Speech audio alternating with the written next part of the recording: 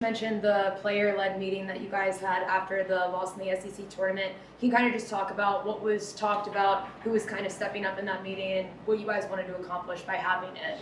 Well, I think the seniors were a big part of that meeting. It's their last year, and they want to go all the way, and so does everyone else. So they did really well, just taking the team together and the time we needed it most, and just regrouping and just focusing on the end goal.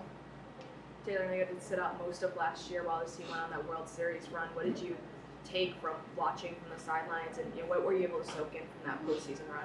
Yeah, last year, it wasn't the season I planned to have, but I was able to learn so much, take a step back from actually being on the field, and it just made me bring back my love for the game, not being able to be out there, and just take so much pressure off me for the upcoming seasons, and just being able to learn from the team last year that had so much success. So it was a blessing in disguise. The main lesson from LSU, obviously the motto is let go, and to have a singular focus at the plate, not maybe really able to do that against the Tigers. What lesson do you take with you from that game into the regionals?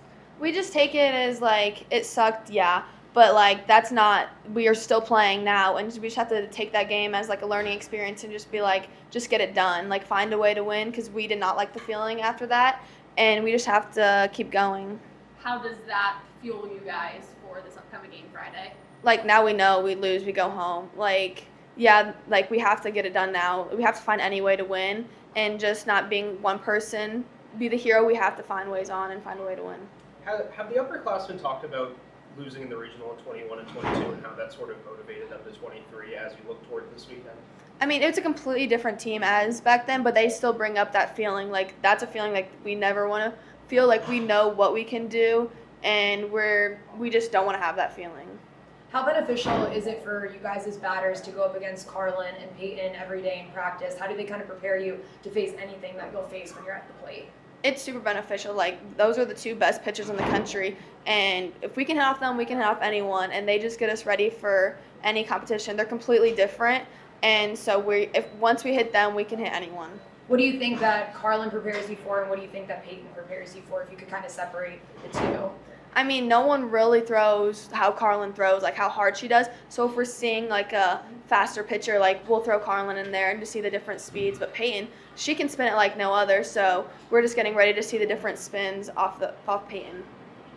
What's Coach Weekly told you all about just having a one focused mind, I guess, when you go up to the plate instead of analyzing 2 or 3 different options about getting a hit? Right now, we're just trying to keep it simple, and they were process focused right now, and not really worried about the outcome. We're just worried about the team, and so it's helping us a lot, just being more simple and not overthinking it. Karen mentioned that when you guys have scored 3 or more runs this year, you guys have won. Just as someone on the offense, even maybe on defense, does that give you guys a lot of confidence and maybe take some pressure off of you guys knowing the strength that you have in the circle? Mm-hmm. It's huge. We know we're in any game, no matter who we're playing, because of our pitching staff. They've kept us in some really good games, and when they're on, it's crazy. But it's just it's more. It helps the offense because we know when we score, they have our back, and so it just drives us to score more for our pitchers. Anything else? All right, thank you guys. Thank you. Thanks, guys.